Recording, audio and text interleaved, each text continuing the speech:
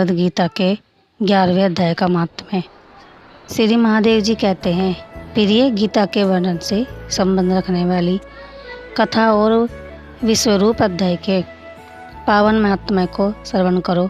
विशाल नेत्रों वाली पार्वती, इस अध्याय का पूरा वर्णन नहीं किया जा सकता। इसके संबंध में सैकड़ों कथाएं हैं। उनमें से एक यहाँ कही जाती है। परिणीता नदी के तट पर मेंकर नाम से विख्यात एक बहुत बड़ा नगर है। उसके प्रकार चार दीवारी और गोपुर द्वार बहुत ऊंचे हैं। वहाँ बड़ी बड़ी विश्रामशालाएं हैं जिनमें सोने के खंभे शोभा दे रहे हैं। उस नगर में श्रीमान सुखी शांत सदाचारी तथा जितेंद्रिय मनुष्यों का निवास है। वहाँ हाथ में सारंग नामक धनुष धारण करने वाले जगदीश्वर भगवान विष्णु विराजमान हैं। वे परब्रह्म के साकार स्वरूप हैं। संसार के नेत्रों को जीवन प्रदान करने वाले हैं। उनका स्वरूप साकार स्वरूप है। संसार के नेत्रों को जीवन प्रदान करने वाले हैं। उनका गौरवपूर्ण श्री विग्रह भगवती लक्ष्मी के नेत्र कमलों द्वारा पूजित होता है। भगवान की वह झांकी 52 अवतार की है। मेघ के समान उनका श्यामवर्ण तथा कोमल आकृति है। वक्ष स्थल पर श्रीवत का चिन्ह शोभा पाता है और कमल और वनमाला से विभूषित हैं। अनेक प्रकार के आभूषणों से सुशोभित हो भगवान वामन रत्नयुक्त समुद्र के सदृश जान पड़ते हैं। पीताम्बर से उनके श्याम विग्रह की कांति ऐसी प्रतीत होती है मानो चमकती हुई बिजली से घिरा हुआ स्किंद मेघ शोभा पा रहा हो। उन भगवान वामन का दर्शन करके जीव जन्म और संसार के बंधन से मुक्त हो जाता है। उस नगर में मेखला नामक महान तीर्थ है जिसमें स्नान करके मनुष्य शाश्वत वैकुंठ धाम को प्राप्त होता है। वहाँ जगत के स्वामी करुणा सागर भगवान नरसिंह का दर्शन करने से मनुष्य 7 जन्मों के किए हुए घोर पाप से छुटकारा पा जाता है। जो मनुष्य मेखला में गणेश जी का दर्शन करता है वह सदा दुस्तर विघ्नों से भी पार हो जाता है। उसी मेंकर नगर में कोई श्रेष्ठ ब्राह्मण थे जो ब्रह्मचर्य परायण, ममता और अहंकार से रहित, वे शास्त्रों में प्रवीण, जितेंद्रिय तथा वासुदेव के शरणागत थे। उनका नाम सुनंद था।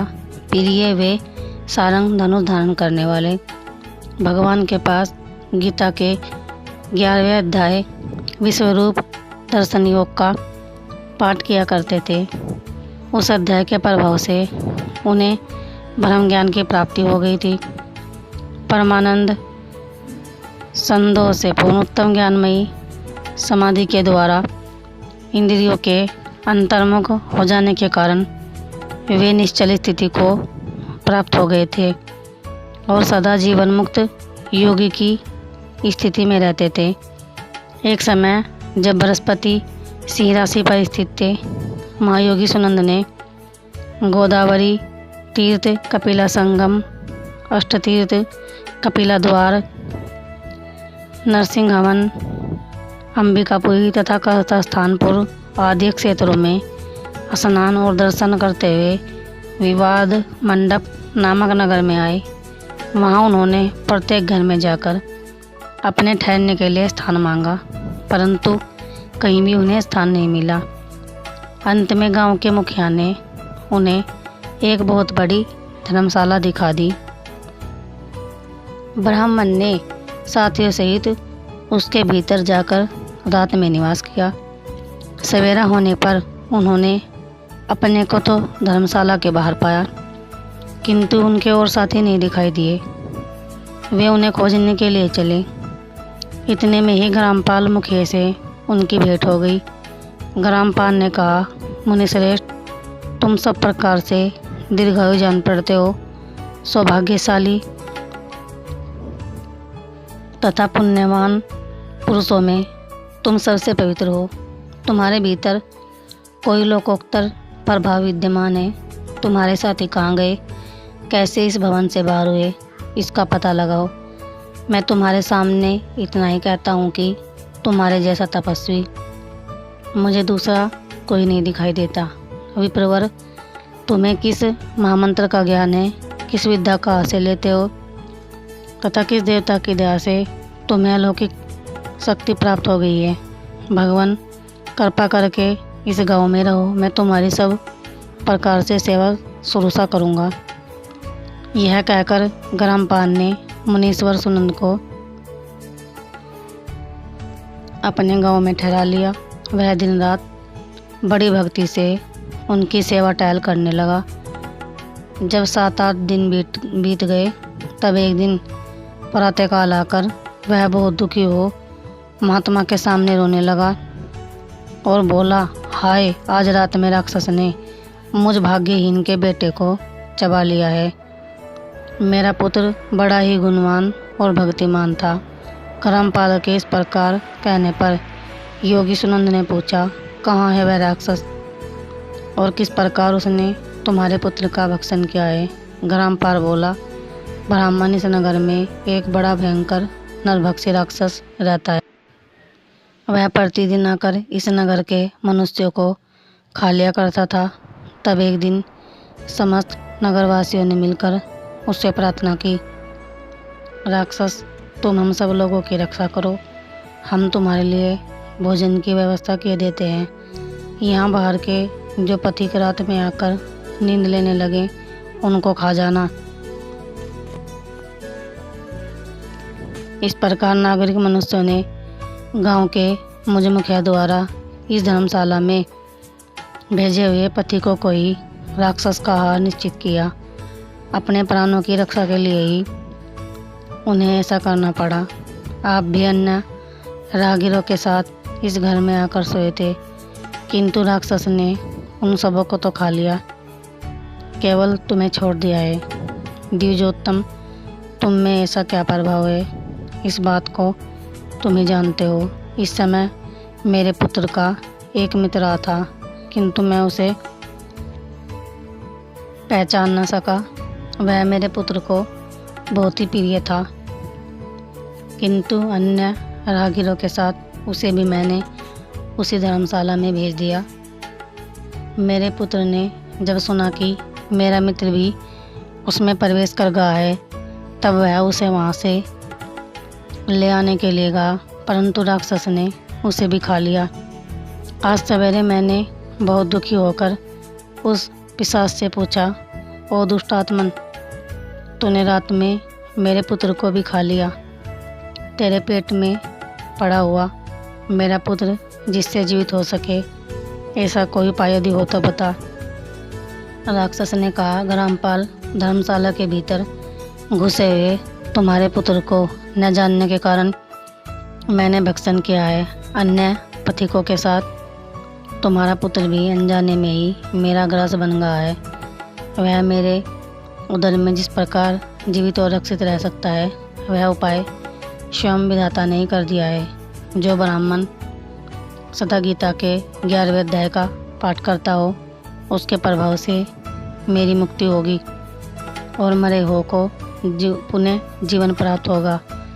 यहाँ कोई ब्राह्मण रहते हैं जिनको मैंने एक दिन धर्मशाला से बाहर कर दिया था। वे निरंतर गीता के 11वें अध्याय का जप क्या करते हैं। इस अध्याय के मंत्र से 7 बार अभिमंत्रित करके यदि वे मेरे ऊपर जल का छींटा दे तो निसंदेह मेरा सांप से उद्धार हो जाएगा। इस प्रकार उस राक्षस का संदेश पाकर मैं तुम्हारे निकट आया हूँ। ब्राह्मण ने पूछा, ग्रामपाल, जो रात में सोए हुए मनुष्यों को खाता है, वह प्राणी किस पाप से राक्षस हुआ है। ग्रामपाल बोला, ब्राह्मण, पहले इस गांव में कोई किसान ब्राह्मण रहता था। एक दिन वह गन्ने के खेत की कैरियों की रक्षा करने में लगा था। वहाँ से थोड़ी दूर पर एक बहुत बड़ा गिद्ध किसी राही को मारकर खा रहा था। उसी समय एक तपस्वी कहीं से आ निकले जो उस राही को बचाने के लिए दूर से ही दया दिखाते आ रहे थे। गिद्ध उस राही को खाकर आकाश में उड़ गया। तब तपस्वी ने कुपित होकर उस किसान से कहा, ओ दुष्ट हलवाई, तुझे धिक्कार है, तो बड़ा ही कठोर और निर्दयी है। दूसरे की रक्षा से मुंह मोड़कर केवल पेट पालने के धंधे में लगा है। तेरा जीवन नष्ट पराया है। अरे शक्ति होते हैं भी जो चोर, दाढ़ वाले जीव, सर्प, शत्रु, अग्नि, विष, जल, गिद्ध, राक्षस, भूत तथा बेताल आदि के द्वारा घायल हुए मनुष्यों की उपेक्षा करता है, वह उनके वध का फल पाता है। जो शक्तिशाली होकर भी चोर आदि के चंगुल में फंसे हुए ब्राह्मण को छुड़ाने की चेष्टा नहीं करता, वह घोर नरक में पड़ता है और पुनः भेड़िए की योनि में जन्म लेता है। जो वन में मारे जाते हुए तथा गिद्ध और व्याघ्र की दृष्टि में पड़े हुए जीव की रक्षा के लिए छोड़ो छोड़ो की पुकार करता है, वह परम गति को प्राप्त होता है। जो मनुष्य गौओं की रक्षा के लिए व्याघ्र, भील तथा दुष्ट राजाओं के हाथ से मारे जाते हैं, वे भगवान विष्णु के उस परम पद को पाते हैं जो योगियों के लिए भी दुर्लभ है। सहस्र अश्वमेध और 100 वाजपेयी यज्ञ मिलकर भी शरणागत रक्षा की 16वीं कला के बराबर भी नहीं हो सकते। दीन तथा भयभीत जीव की उपेक्षा करने से पुण्यवान पुरुष भी समय आने पर कुंभीपाप नामक नगर में पका जाता है। तूने दुष्ट गिद्ध के द्वारा खाए जाते हुए राही को देखकर उसे बचाने में समर्थ होते हुए भी जो उसकी रक्षा नहीं की, इससे तो निर्दय जान पड़ता है। अतः तो राक्षस हो जा। हलवा बोला, महात्मन में यहाँ उपस्थित अवश्य था, किंतु मेरे नेत्र बहुत देर से खेत की रक्षा में लगे थे, अतः पास होने पर भी गिद्ध के द्वारा मारे जाते हुए इस मनुष्य को मैं नहीं जान सका। अतः मुझ दिन पर आपको अनुग्रह करना चाहिए। तपस्वी ब्राह्मण ने कहा, जो प्रतिदिन गीता के 11वें अध्याय का जप करता है, उस मनुष्य के द्वारा अभिमंत्रित जल जब तुम्हारे मस्तक पर पड़ेगा, उस समय तुम्हें साप से छुटकारा मिल जाएगा। यह कहकर तपस्वी ब्राह्मण चले गए और वह हलवा राक्षस होगा। अतः दिवश्रेष्ठ, तुम चलो और 11वें अध्याय से तीर्थ के जल को अभिमंत्रित करो, फिर अपने ही हाथ से उस राक्षस के मस्तक पर उसे छिड़क दो। ग्रामपाल की यह सारी प्रार्थना सुनकर ब्राह्मण का हृदय करुणा से भर आया। वे बहुत अच्छा कहकर उसके साथ राक्षस के निकट गए।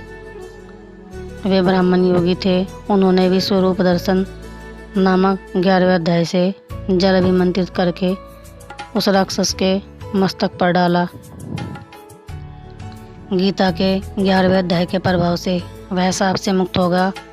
उसने राक्षस देह का परित्याग करके चतुर्भुज रूप धारण कर लिया तथा उसने जिन सहस्र पथिकों का भक्षण किया था, वे भी शंख, चक्र और गदा धारण किए चतुर्भुज रूप हो गए। तत्पश्चात वे सभी विमान पर आरूढ़ हुए।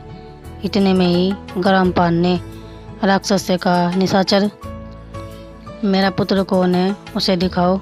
उसके यूँ कहने पर दिव्य बुद्धि वाले राक्षस ने कहा, ये जो तमाल के समान श्याम 4 भुजाधारी माणिकमय मुकुट से सुशोभित तथा दिव्य मणियों के बने हुए कुंडलों से अलंकृत हैं, हार पहनने के कारण जिनके कंधे मनोहर प्रतीत होते हैं, जो सोने के भुजबंदों से विभूषित हैं, कमल के समान नेत्र वाले इस गिंद रूप तथा हाथ में कमल लिए हुए हैं और दिव्य विमान पर बैठकर देवत्वों को प्राप्त हो चुके हैं। इन्हीं को अपना पुत्र समझो। यह सुनकर ग्रामपाल ने उसी रूप में अपने पुत्र को देखा और उसे अपने घर ले जाना चाहा। यह देख उसका पुत्र हंस पड़ा और इस प्रकार कहने लगा।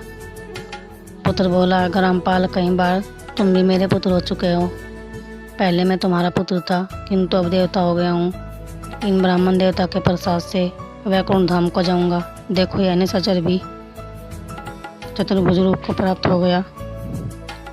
11वें अध्याय के महात्म्य से यह भी सब लोगों के साथ श्री विष्णु धाम को जा रहा है। अतः तुम भी इन ब्राह्मण देव से गीता के 11वें अध्याय का अध्ययन करो और निरंतर उसका जप करते रहो। इसमें संदेह नहीं कि तुम्हारी भी ऐसी उत्तम गति होगी। तात मनुष्यों के लिए साधु पुरुषों का संग सर्वथा दुर्लभ है, वह भी इस समय तुम्हें प्राप्त है। अतः अपना अभीष्ट सिद्ध करो। धन भोग दान यज्ञ तपस्या और पूर्व कर्मों से क्या लेना है। विश्वरूपाध्याय के पाठ से ही परम कल्याण की प्राप्ति हो जाती है। पूर्णानंद संतोष स्वरूप श्री कृष्ण नामक ब्रह्म के मुख से कुरुक्षेत्र में अपने मित्र अर्जुन के प्रति जो अमृत में उपदेश निकला था, वही श्री विष्णु का परम तात्विक रूप है। तुम उसी का चिंतन करो। वह मोक्ष के लिए प्रसिद्ध रसायन है। संसार भय से डरे हुए मनुष्यों की आदि व्याधि का विनाशक तथा अनेक जन्म के दुखों का नाश करने वाला है।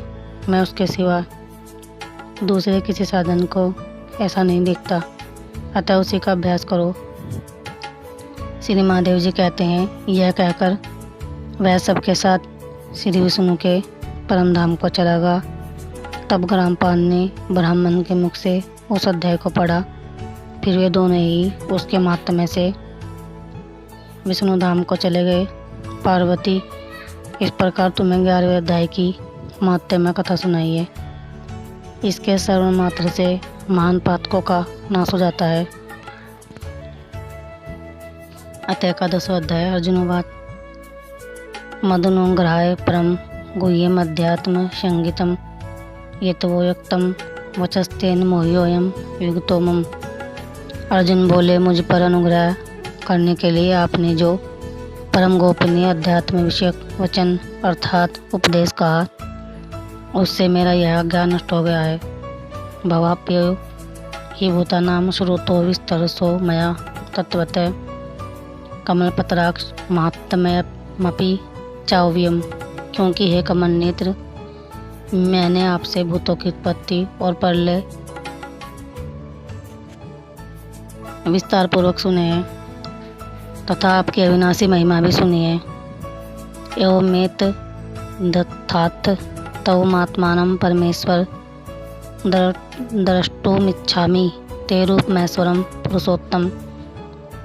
हे परमेश्वर, आप अपने को जैसा कहते हैं यह ठीक ऐसा ही है, परंतु हे पुरुषोत्तम, आपके ज्ञान ऐश्वर्य शक्ति बल वीर्य और तेज से युक्त ऐश्वर्यमय रूप को मैं प्रत्यक्ष देखना चाहता हूँ।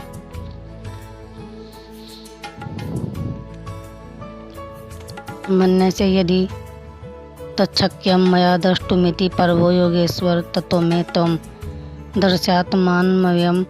हे प्रभु, यदि मेरे द्वारा आपका वह रूप देखा जाना शक्य है, ऐसा आप मानते हैं, तो हे योगेश्वर, उस अविनाशी स्वरूप का मुझे दर्शन कराइए। श्री भगवान वाच पश्य में पार्थ रूपानी सत्सवत सहस्रस नाना विधानी दिव्यानी नाना वर्णाकृतिनी च। श्री भगवान बोले, हे पार्थ, अब तुम मेरे सैकड़ों हजारों नाना प्रकार के और नाना वर्ण तथा नाना करते वाले अलौकिक रूपों को देख। पश्चादित्या वसो रुद्रानस वीनो मरुतस्तथा बहुन्य दृष्ट पूर्वाणी पश्चासचर्यानि भारत।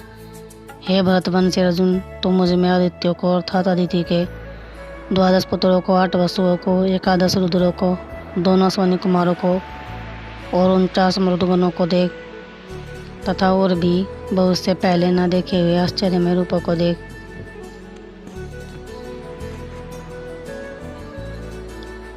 यह कस्तम जगत्कर्षणम पश्चाद सहचराचरम मम देहे गुड़ाकेश यच्चान्य द्रष्टुमिच्छसि। हे अर्जुन, अब इस मेरे शरीर में एक जगह स्थित चराचर सहित संपूर्ण जगत को देख तथा और भी जो कुछ देखना चाहता है सो देख। न तुम शक्य से द्रष्टुमनेनैव सचक्षुषा दिव्यनम ददामि ते चक्षु पश्यामि योगमैश्वरम्। परंतु मुझको तो इन अपने प्राकृत नेत्रों द्वारा देखने में निसंदेह समर्थ नहीं है। इसी से मैं तुझे दिव्य अर्थात अलौकिक चक्षु देता हूँ। इसी से तू मेरे ईश्वरीय योग शक्ति को देख। संजय उवाच एवं मुक्त्वा ततो राजन् महायोगेश्वरो हरि दर्शयामास पार्थाय परम रूपमैश्वरम् अनेक वक्त्रनयन अनेकाद्भुत दर्शनम अनेक दिव्य भरणम दिव्यानेकोदत्तायुधम दिव्य मालयाम्बरधरम दिव्य गंधानुलेपनम सर्वाश्चर्यमय देवमनंतम विस्मत्तोमुखम। संजय बोले, हे राजन, महायोगेश्वर और सब पापों के नाश करने वाले भगवान ने इस प्रकार कहकर उसके पश्चात अर्जुन को परम ऐश्वर्य युक्त दिव्य स्वरूप दिखलाया। उनके मुख और नेत्रों से युक्त अनेक अद्भुत दर्शनों वाले बहुत से दिव्य भूषणों से युक्त और बहुत से दिव्य शस्त्रों को हाथ में उठाए हुए, दिव्य माला और वस्त्रों को धारण किए हुए और दिव्य गंध का सारे शरीर में लेप किए हुए, सब प्रकार के आश्चर्य से युक्त, सीमा रहित और सब और मुख किए हुए विराट स्वरूप परमदेव परमेश्वर को अर्जुन ने देखा। दिवी सूर्य सहस्रस्य भवेदुगपदुत्थिता यदि भा सदर्शी सा शादभास सतस्य महात्मनम। आकाश में हजारों सूर्य के एक साथ उदय होने से उत्पन्न जो प्रकाश हो वह भी उस विश्वरूप परमात्मा के प्रकाश के सदस्य कदाचित ही हो। तत्रैकस्थं जगत्कर्षणं परिभक्त मनेकधा अपश्ये देवस्य शरीरे पांडवस्तदा। पांडुपुत्र अर्जुन ने उस समय अनेक प्रकार से विभक्त अर्थात पृथक पृथक संपूर्ण जगत को देवों के देव श्री कृष्ण भगवान के उस शरीर में एक जगह स्थित देखा। ततः विषय मयाविष्टो हर्ष रोमा धनंजय पर्ण में शीर्षा देवम करंता जलरी भासत। उसके अंतर्व्य आश्चर्य से चकित और पुलकित शरीर अर्जुन प्रकाश में विश्वरूप परमात्मा को श्रद्धा भक्ति सहित सिर से प्रणाम करके हाथ जोड़कर बोले। अर्जुन उवाच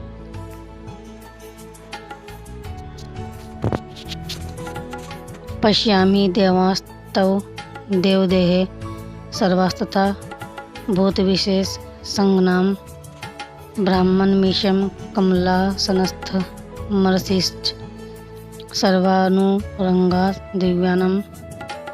अर्जुन बोले, हे देव, मैं आपके शरीर में संपूर्ण देवों को तथा अनेक भूतों को, समुदायों को, कमल के आसन पर विराजित ब्रह्मा को, महादेव को और संपूर्ण ऋषियों को तथा दिव्य सर्पों को देखता हूँ।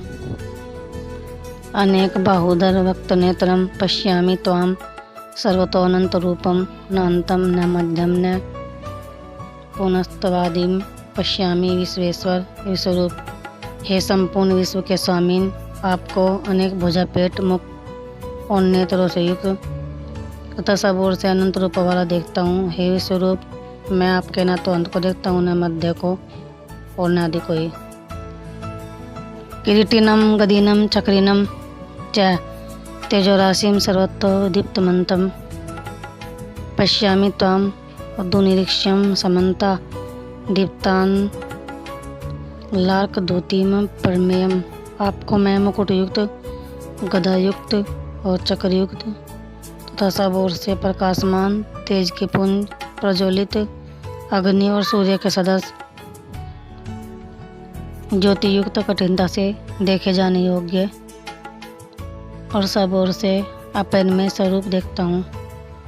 तोमक्षरम परम वेदित्वम तोमस्य विश्वस्य परम निधानम तमवयम शाश्वत धर्मा गोप्ता सनातन अस्त्वं पुरुषो मतो में। आप ही जानने योग्य परम अक्षर अर्थात परब्रह्म परमात्मा है। आप ही जगत के परम आश्रय हैं। आप ही अनादि धर्म के रक्षक हैं और आप ही अविनाशी सनातन पुरुष हैं, ऐसा मेरा मत है। अनादि मध्यान्तम अनंत वीर्य मनंत बाहो शशि सूर्य नेत्रम पश्यामि त्वाम दीप्त हुता सवक्त्रम अश्वतेजसा विश्वमिदं तपंतम।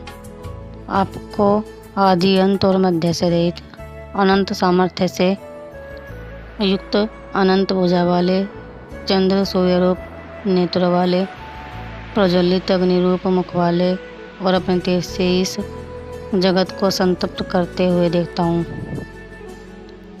धावा पृथिव्यो हृदमंतरम ही व्याप्तम तव्याके दिशश्च सर्वा दृष्टवाद्भूतम रूपमुग्रम तवेदम। लोकतर्यम परिवस्थितम महात्मनम। हे महात्मन, यह स्वर्ग और पृथ्वी के बीच का संपूर्ण आकाश तथा सब दिशाएं एक आप से ही परिपूर्ण है तथा आपके इस अलौकिक और भयंकर रूप को देखकर तीनों लोग अति व्यथा को प्राप्त हो रहे हैं। अमी ही त्वाम सुरसंगा विशंति केचिद भीता प्राजल्यो ग्रंथि। सवसतीत्युक्त्वा महर्षि संगा अस्तुवन्ति त्वाम स्तुतिभिः पुष्कलाभि। वे ही देवताओं के समूह आप में प्रवेश करते हैं और कुछ भयभीत होकर हाथ जोड़े आपके नाम और गुणों का उच्चारण करते हैं तथा महर्षि और सिद्धों के समुदाय कल्याण हो ऐसा कहकर उत्तम उत्तम स्तोत्र द्वारा आपकी स्तुति करते हैं। रुद्रादित्यावसो ये च साध्या विश्वेस्मिनो मरुत सचोस्म पाश्च गंधर्व यक्षासुर सिद्धसंगा वीक्षन्ते त्वाम विस्मिताश्चैव सर्वे। जो 11 रुद्र और 12 आदित्य तथा 8 वसु साध्यगण विश्वदेव अश्वनी कुमार तथा मरुदगण और पितरों का समुदाय तथा गंधर्व यक्ष राक्षस और सिद्धों के समुदाय हैं, वे सभी विस्मित होकर आपको देखते हैं। रूपम महत्ते बहुवक्त्र नेत्रम महाबाहो बहुबाहुरूप आदम बहुधरम बहुद्रष्टा करालम। दृष्ट्वा लोका परिव्यथिता सत्थाहम। हे महाबाहो, आपके बहुत मुख और नेत्र वाले, बहुत हाथ जंगा और पैरों वाले, बहुत उदरों वाले और बहुत सी दाढ़ों के कारण विकराल महान रूप को देखकर सब लोग व्याकुल हो रहे हैं तथा मैं भी व्याकुल हो रहा हूँ। नभस्पर्शम दीप्त मनेक वर्ण व्याताननम दीप्त विशाल नेत्रम दृष्ट्वा ही त्वाम परिव्यथितांतरात्मा धरतीम न विंदामि समय च विष्णु। क्योंकि हे विष्णु, आकाश को स्पर्श करने वाले दीप्यमान अनेक वर्णों से युक्त तथा फैला हुए मुख और प्रकाशमान विशाल नेत्रों से युक्त आपको देखकर भयभीत अंतःकरण वाला मैं धीरज और शांति नहीं पाता हूँ। दृष्ट कारालानि चैते मुखानि दृष्टव्यव कालानल सन्निभानि दिशो न जाने न लभे च शर्म प्रसिद्ध देवे जगन्निवास। दाढ़ों के कारण विकराल और प्रलयकाल के अग्नि के समान प्रज्वलित आपके मुखों को देखकर मैं दिशाओं को नहीं जानता हूँ और मुख भी नहीं पाता हूँ। इसलिए हे देवेश, हे जगन्निवास, आप प्रसन्न हो। अमी च त्वाम धृतराष्ट्रस्य पुत्रा सर्वे सहवाव नेपाल संघई भीष्मो द्रोणम सूतपुत्र अस्तथासो सहस्र समदीयरपि सोदमुखै वक्त्राणि ते तवर्माना विशन्ति दृष्टकरालानि भयानकानि केचिद्युगलना दशानान्तरेषु दर्शयन्ते चोनित्यारुत माणंगई। वे सभी धृतराष्ट्र के पुत्र राजाओं के समुदाय सहित आप में प्रवेश कर रहे हैं और भीष्म पितामह द्रोणाचार्य तथा वह कर्ण और हमारे पक्ष के भी प्रधान योद्धाओं के सहित सब के सब आपके दाढ़ों के कारण विकराल भयानक मुखों में बड़े वेग से दौड़ते हुए प्रवेश कर रहे हैं और कई एक चूर्ण हुए सिरों सहित आपके दांतों के बीच में लगे हुए दिख रहे हैं। यथा नदीनां बहवोऽम्बुवेगा समुद्र मेवा भी मुखा द्रवन्ति तथा त्वामि नरलोक वीरा विशन्ति वक्तारण्याय भी जलवंती। जैसे नदियों के बहुत से जल के प्रवाह स्वाभाविक ही समुद्र के ही सम्मुख दौड़ते हैं अर्थात समुद्र में प्रवेश करते हैं, वैसे ही वे नरलोक के वीर भी आपके प्रज्वलित मुखों में प्रवेश कर रहे हैं। यथा प्रदीप्तम ज्वलनम पतंगा विशन्ति नासाय समृद्धवेगा तथा नासाय विशन्ति लोका अस्तवापी वक्त्राणि समृद्धवेगा। जैसे पतंग मोहवश नष्ट होने के लिए प्रज्वलित अग्नि में अतिवेग से दौड़ते हुए प्रवेश करते हैं, वैसे ही ये सब लोग भी अपने नाश के लिए आपके मुखों में अतिवेग से दौड़ते हुए प्रवेश कर रहे हैं। लेलिहाई से गर्समान समन्ता लल्लोकान समग्रान वदन जवलंगी तेजो भीरा पूर्ये जगत समग्रम भासस्त वोग्रा प्रतपंती विष्णु। आप उन संपूर्ण लोगों को प्रज्वलित मुखों द्वारा ग्रास करते हैं सब ओर से बार बार चाट रहे हैं। हे विष्णु, आपका उग्र प्रकाश संपूर्ण जगत को तेज के द्वारा परिपूर्ण करके तपा रहा है। आख्यायी में को भवानुग्र रूपो नमोस्तु ते देववर प्रसीद विज्ञातुमिच्छामि भवन्तमादं न हि प्रजानामि तव प्रवृत्तिम। मुझे बतलाइए कि आप उग्र रूप वाले कौन हैं। हे देवों में श्रेष्ठ, आपको नमस्कार हो। आप प्रसन्न होइए। हे आदि पुरुष, आपको मैं विशेष रूप से जानना चाहता हूँ क्योंकि मैं आपकी प्रवृत्ति को नहीं जानता। श्री भगवानुवाद कालोऽस्मि लोकक्षय कर्त प्रवृद्धो लोकान् समाहर्तुमिह प्रवृत्तं ऋतेऽपि त्वां न भविष्यन्ति सर्वे ये अवस्थितां प्रतन्निकेषु योद्धा। श्री भगवान बोले, मैं लोगों का नाश करने वाला बड़ा हुआ महाकाल हूँ। इस समय इन लोगों को नष्ट करने के लिए प्रवृत्त हुआ हूँ। इसलिए जो प्रतिपक्षियों की सेना में स्थित योद्धा लोग हैं वे सब तेरे बिना भी नहीं रहेंगे, अर्थात तेरे युद्ध न करने पर भी इन सब का नाश हो जाएगा। तस्मात् तव मुतिष्ठ यशो लाभस्व जित्वा शत्रुन् भुक्ष्वं राज्यं समृद्धं मय्यवैत्य निहता पूर्वमेव निमित्त मात्रम भव सव्यसाचिन। अतएव तो उठ यश प्राप्त कर और शत्रुओं को जीत कर धन धान्य से संपन्न राज्यों को भोग। ये सब सूरवीर पहले से ही मेरे ही द्वारा मारे हुए हैं। हे सव्यसाचिन, तू तो केवल निमित्त मात्र बन जा। द्रोणम च भीष्म च जयद्रथम च कर्म तथान्यानपि योधवीरानं मया हस्तांस्त्वं जहिमा व्यतिष्ठा युधस्व जतासि रणे सप्तनानम।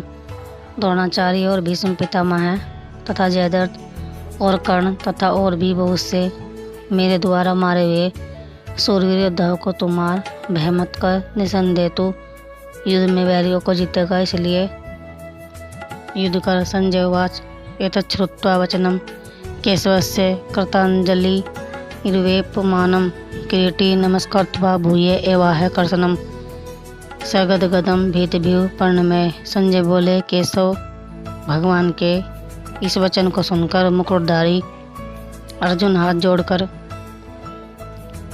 कांपता हुआ नमस्कार करके फिर भी अत्यंत भयभीत होकर प्रणाम करके भगवान श्री कृष्ण के प्रति गदगद वाणी से बोले। अर्जुन वाच स्थाने हर्षिके तव प्रकृतिरिया जगत परहर्ते शैत्य अनुरज्यते च रक्षांसि भीतानि दिशो द्रवन्ति सर्वे नमस्यन्ति च सिद्धसंगा। अर्जुन बोले, हे अंतर्यामी, यह योग्य ही है कि आपके नाम, गुण और प्रभाव के कीर्तन से जगत अति हर्षित हो रहा है और अनुराग को भी प्राप्त हो रहा है तथा भयभीत राक्षस लोग दिशाओं में भाग रहे हैं और सब सिद्धगणों के समुदाय नमस्कार कर रहे हैं। कस्माच्च तेन नमेरन्त महात्मनम गरीयसे ब्राह्मणो अप्यादि कर्त्रे अनंत देवे जगन्निवार तमक्षरम सदसत् परम यत्।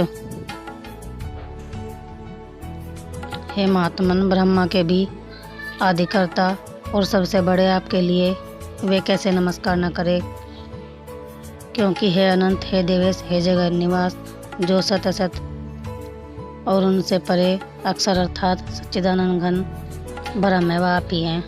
तव आदिदेव पुरुष पुराण सत्वमस्य विश्वस्य परम निधानम वेत्तासि वेदम च परम च धाम तव्यततम विश्वन्वंत रूपम। आप आदिदेव और सनातन पुरुष हैं। आप इस जगत के परम अनंत रूप, आपसे यह जगत व्याप्त अर्थात परिपूर्ण है। वायुर्यमो अग्नि वरुण संसाक प्रजापतिस्त्वं परपितामहश्च नमो नमस्तेस्तु सहस्रकृतौ पुनश्च भूयोऽपि नमो नमस्ते। आप वायु, महाराज, अग्नि, वरुण, चंद्रमा के स्वामी, ब्रह्मा के और ब्रह्मा के भी पिता हैं। आपके लिए हजारों बार नमस्कार नमस्कार हो। आपके लिए फिर भी बार बार नमस्कार नमस्कार। न मैं पुरस्तादथ परष्ट तस्ते नमोस्तु ते सर्वत एव सर्व अनंत वीर्या मित विक्रमस्त्वं सर्व समाप्नोसि ततोसि सर्व। हे अनंत सामर्थ्य वाले, आपके लिए आगे से और पीछे से भी नमस्कार। हे सर्वात्मन, आपके लिए सब ओर से ही नमस्कार हो, क्योंकि अनंत पराक्रमशाली आप समस्त संसार को व्याप्त किए हुए हैं। इससे आप ही सर्वरूप हैं। सखेति मत्वा प्रसभम यदुक्तम। हे कर्सन, हे यादेव, हे सखेति, अजानता महिमानम तवेदम मया परमादात प्रणयेन वापि। यच्चावासार्थ मसत्कृतोऽसि विहारशय्या संभोजनेषु एको अथवाप्युत ततमक्षम तत्क्षाम्ये तवामहं परमेयम्। आपके इस प्रभाव को न जानते हैं। आप मेरे सखा हैं, ऐसा मानकर प्रेम से अथा परमात्मा से भी मैंने हे कर्सन, हे यादेव, हे सखे, इस प्रकार जो कुछ बिना सोचे समझे हठात कहा है। और हे अच्युत, आप जो मेरे द्वारा विनोद के लिए आहार शैया आसन और भोजनादि में अकेले अथवा उन सखाओं के सामने भी अपमानित किए गए हैं, वह सब अपराध अपन में स्वरूप अर्थात चिंत्य प्रभाव वाले आपसे मैं क्षमा करवाता हूँ।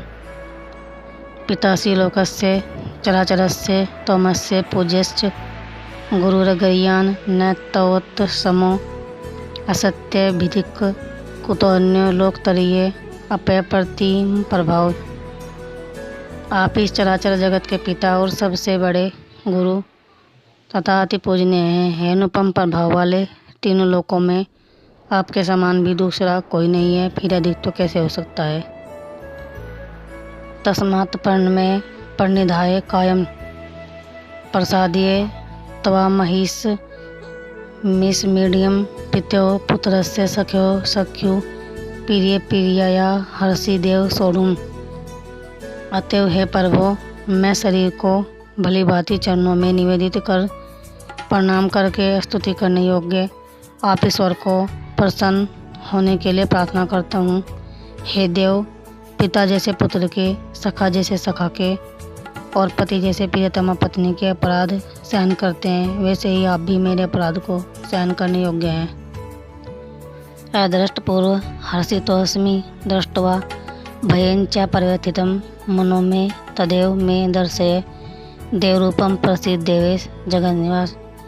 मैं पहले न देखे हुए आपके इस आश्चर्यमय रूप को देखकर हर्षित हो रहा हूँ और मेरा मन भय से अति व्याकुल भी हो रहा है।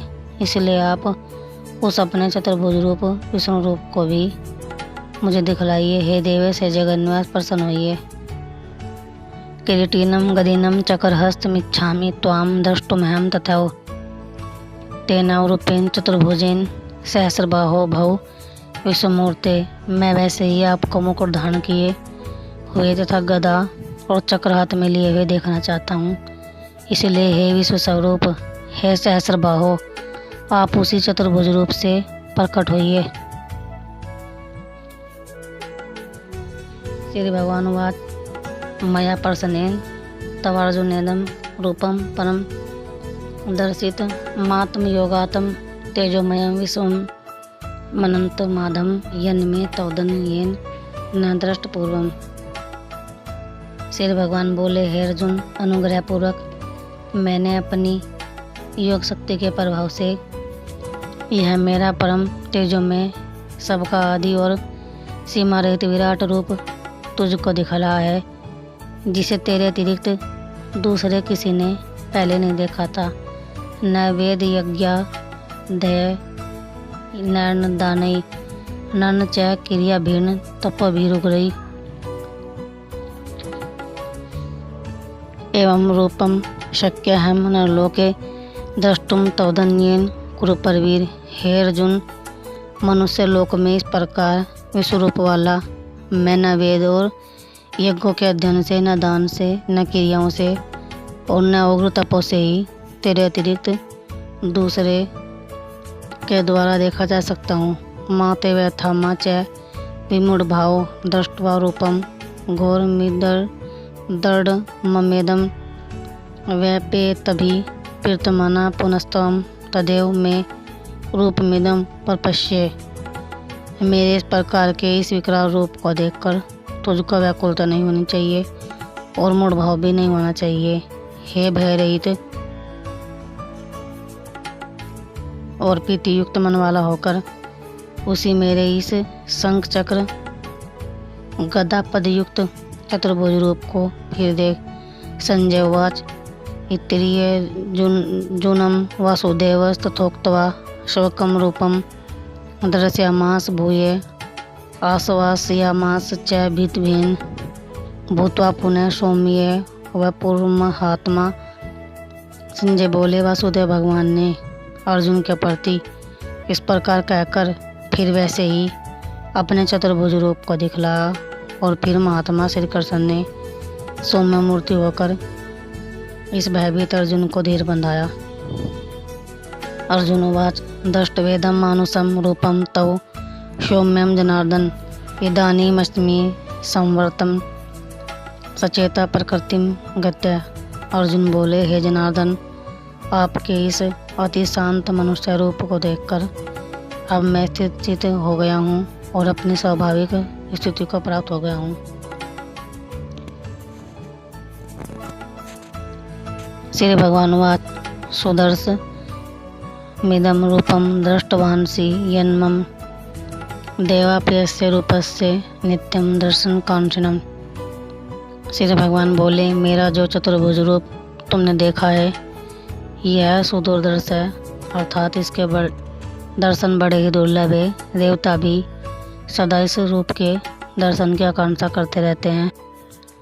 न हम वेदैन तपसा न दानेन न चेज्या शक्या एवं विधो दृष्टवानासी माँ यथा। जिस प्रकार तुमने मुझको देखा है इस प्रकार चतुर्भुज रूप वाला मैं न वेदों से, न तप से, न दान से और न यज्ञ से ही देखा जा सकता हूँ। भक्त्या तवन्या शक्य हमें अवमिद्धोर्जुन ज्ञातुम द्रष्टुम च तत्वेन प्रवेष्टुम च परंतु हे परमतप अर्जुन, अनन्य भक्ति के द्वारा इस प्रकार चतुर्भुज रूप वाला मैं प्रत्यक्ष देखने के लिए, तत्व से जानने के लिए तथा प्रवेश करने के लिए अर्थात एक ही भाव से प्राप्त होने के लिए भी शक्य हूँ। मत कर्म कर्णमत परमो मद भक्त संगवर्जितम निर्वैरी सर्वभूतेषु यम सहमामेति पांडव। हे अर्जुन, जो पुरुष केवल मेरे ही लिए संपूर्ण कर्तव्य कर्मों को करने वाला है, मेरा प्राण है, मेरा भक्त है, आसक्ति रहित है और संपूर्ण भूत प्राणियों में वैरभाव से रहित है, वह अनन्य भक्तियुक्त पुरुष मुझको ही प्राप्त होता है। बोले श्री नारायण भगवान की जय।